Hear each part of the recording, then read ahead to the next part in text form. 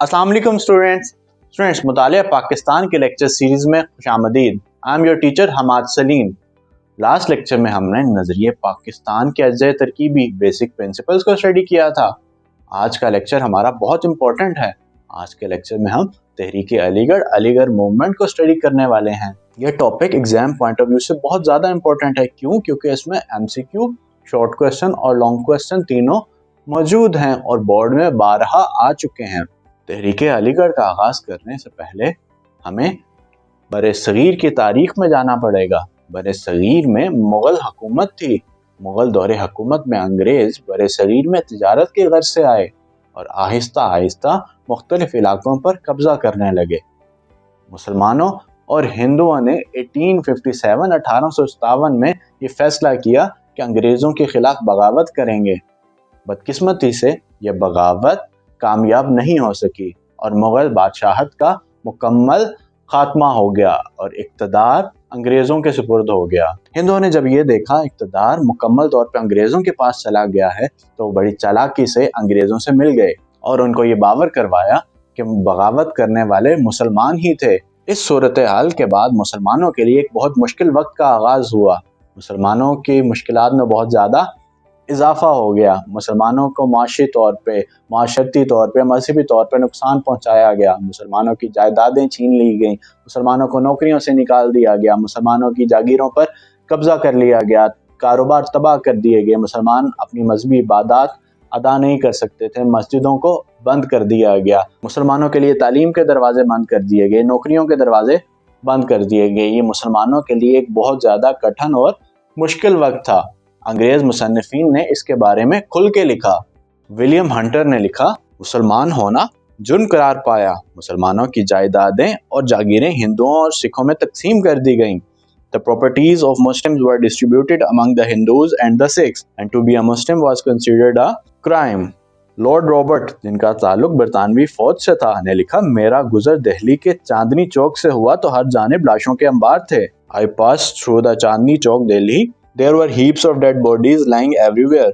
Bosworth Smith ने लिखा, अंग्रेज फौजी शिकारी कुत्तों की तरह गलियों में फैल गए और एक के बाद दूसरे मकान में दाखिल होकर सब कुछ लूटने लगे। The British soldiers were like bloodhounds. They entered one house after the other and looted the belongings of Muslim. Syed Ahmad Khan ने मुसलमानों की काबिल रहम हालत पर लिखा, कोई बला आसमान से ऐसी नहीं उतरी जिसने ज़मीन पर पहुंचने से पहले मुसलमान का घर न ढूंढा हो। No devil from sky has descended on earth before ransacking the house of a Muslim. यहाँ से हम sir Syed Ahmad Khan and Aligarh movement को स्टार्ट कर रहे हैं। ये बहुत इंपॉर्टेंट टॉपिक है। ये हमारी एक्सरसाइज का लॉन्ग क्वेश्चन भी है। लॉन्ग क्वेश्चन कुछ इस तरह है, सर सैयद अहमद खान की तालीमी खदमात पर रोशनी डालिए। Discuss the education services of sir Syed Ahmad Khan. जवाब के आगाज़ में हम सर सैयद अहमद खान का इंट्रोडक्शन करेंगे। अल्लाह ताला ने सर सैयद अहमद खान की शक्ल में मुसलमानों की मुश्किलात को ख़त्म करने वाला एक मसीहा भेजा। सर सैयद अहमद खान ने मुसलमानों को रास्ता दिखाया। मुसलमानों की बेहतरी के लिए तहरीक अलीगढ़ शुरू की। सर सैयद अहमद खान के साथ और बहुत से रहनुमा इस तहरीक के अंदर शामिल थे। ये हमारा बोर्ड क्वेश्चन भी है, आपने इसको याद रखना है। सर सैयद अहमद खान के साथ नवाब मकारुल मुल्क, नवाब मोहसिनुल मुल्क, मौलाना शबली नुमानी, मौलाना अल्ताफ़ हसन हाली और मौलाना चिराग अली तहरीक अलीगढ़ के कायदीन में से थे। तहरीक अलीगढ़ के बहुत से पहलू थे, तालीमी, एजुकेशनल, अदबी, लिटरेरी, माशरती और माशी, सोशल एंड इकनॉमिक, सियासी, पॉलिटिकल। सबसे पहले हम एजुकेशनल सर्विसेज, तालीमी खदमात को स्टडी करेंगे। सर सैयद अहमद खान का मानना था अगर मुसलमान तालीम हासिल करेंगे तभी अंग्रेज़ों से अपने हकूक़ हासिल कर सकेंगे। सर सैयद अहमद खान ने मुसलमानों को तालीम हासिल करने का मशवरा दिया। ना सिर्फ मशवरा दिया बल्कि मुसलमानों को तालीम देने के लिए बहुत से तालीमी इदारे कायम किए। 1859 में सर सैयद अहमद खान ने मुरादाबाद में मदरसा कायम किया। इसके बाद 1862 में गाज़ीपुर में मदरसा कायम किया। इन मदारिस में अंग्रेज़ी, फ़ारसी और साइंसी अमूर पर तालीम दी जाती थी। आपने अपने तालीमी इदारों में मुसलमानों के साथ साथ हिंदुओं के बच्चों को भी तालीम दी। 1875 में आपने अलीगढ़ में MAO स्कूल कायम किया जो 2 साल बाद कॉलेज बन गया। اس کالج سے بہت سے نامور مسلمان رہنماؤں نے تعلیم حاصل کی۔ 1920 میں یہی کالج یونیورسٹی کا درجہ حاصل کر لیا اور تحریک پاکستان میں اپنا کردار بھرپور طریقے سے ادا کیا۔ اس کے بعد 1863 میں غازی پور میں سائنٹیفک سوسائٹی قائم کی۔ سائنٹیفک سوسائٹی میں جدید کتابوں کا اردو میں ترجمہ کیا جاتا تھا تاکہ مسلمان انہیں پڑھ کے علم حاصل کر سکیں۔ اس کے دفاتر کو بعد میں علی گڑھ منتقل کر دیا گیا۔ 1886 میں سر سید احمد خان نے محمدن ایجوکیشنل کانفرنس کو قائم کیا۔ اس کانفرنس کو قائم کرنے کا مقصد مسلمانوں کو تعلیم کی فراہمی کے لیے امداد فراہم کرنا۔ اس ادارے کو دیکھتے ہوئے بہت سے مسلمان رہنماؤں نے اپنے اپنے ادارے قائم کیے۔ ہمیں اس کی بہت سی مثالیں ملتی ہیں، جیسے اسلامیہ کالج لاہور، اسلامیہ کالج پشاور، سندھ مسلم مدرسہ، حلیم کالج کانپور۔ محمدن ایجوکیشنل کانفرنس نے مسلمانوں کے حقوق کی فراہمی میں اپنا بھرپور کردار ادا کیا۔ اس کے بعد ہمارے پاس آ جاتی ہیں ادبی خدمات، لٹریری سروسز۔ سر سید احمد خان اور ان کے ساتھیوں نے مسلمانوں کو ان کے حقوق کا اپنی کتب کے ذریعے بتایا۔ سر سید احمد خان کی کتب میں اسرار الصنادید، تبین الکلام، آئین اکبری، تفسیر قرآن، خطبات احمدیہ، رسالہ تہذیب الاخلاق شامل ہے۔ یہ آپ کی ایکسرسائز کا شارٹ کوسچن بھی ہے۔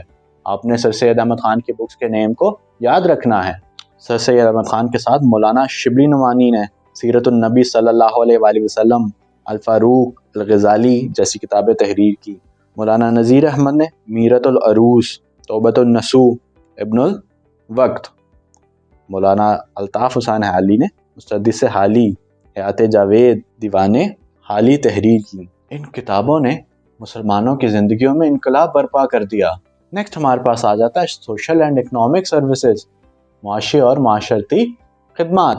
سر سید احمد خان اور ان کے رفقا نے مسلمانوں کو ان کا کھویا ہوا مقام واپس کروانے کے لیے بہت سی خدمات ادا کی۔ آپ نے اپنی تحریروں کے ذریعے انگریزوں سے تعلقات کو بہتر بنانے کی کوشش کی۔ سر سید احمد خان کی تحریر میں رسالہ اسباب بغاوت ہند، لوئل محمڈنز آف انڈیا، تبین الکلام نے حکومت سے تعلقات کو بہتر بنانے میں اہم کردار ادا کیا۔ ان تحریر کے باعث مسلمانوں کے تعلقات بہتر ہوئے، مسلمانوں کے حالات بہتر ہوئے، مسلمانوں کے لیے ملازمت کے دروازے کھلے۔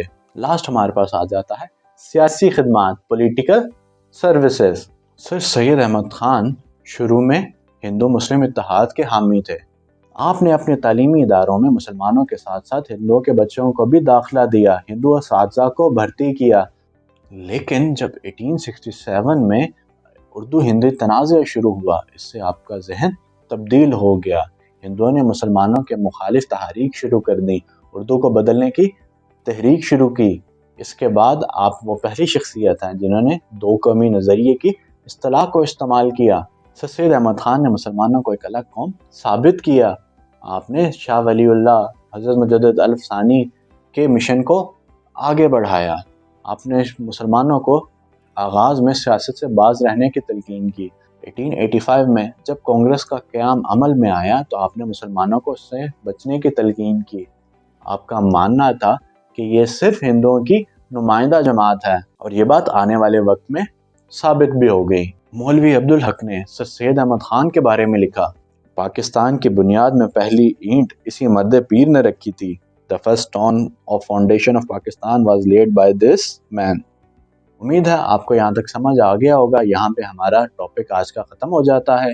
آج کے ٹاپک میں ہم نے تحریک علی گڑھ کو اسٹڈی کیا۔ تحریک علی گڑھ میں ہم نے 1857 کی جنگ آزادی کو دیکھا، مسلمانوں کے حالات کو دیکھا۔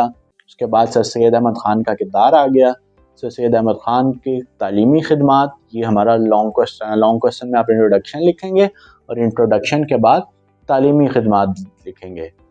اس کے بعد شارٹ کوسچن آ گیا ادبی خدمات کا، ادبی خدمات کے بعد معاشی اور معاشرتی خدمات، اور لاسٹ پہ ہم نے سیاسی خدمات کو اسٹڈی کیا۔ امید ہے آپ کو لیکچر سمجھ آ گیا ہوگا۔ نیکسٹ لیکچر میں ہم مسلم لیگ کے قیام کو ڈسکس کریں گے۔ تب تک کے لیے اللہ حافظ۔ چینل کو سبسکرائب کریں، ویڈیو کو لائک کریں، اور اگر آپ کا کوئی کوسچن ہے تو کوسچن آپ کمنٹ سیکشن میں پوچھ سکتے ہیں۔ چینل کو اور ویڈیو کو اپنے دوسرے اسٹوڈنٹس کے ساتھ شیئر کریں تاکہ وہ پاکستان اسٹڈیز کے لیکچرز کو لے سکیں اور اپنی کنفیوژنس کو दूर कर सकें और बोर्ड में अच्छे मार्क्स गेन कर सकें।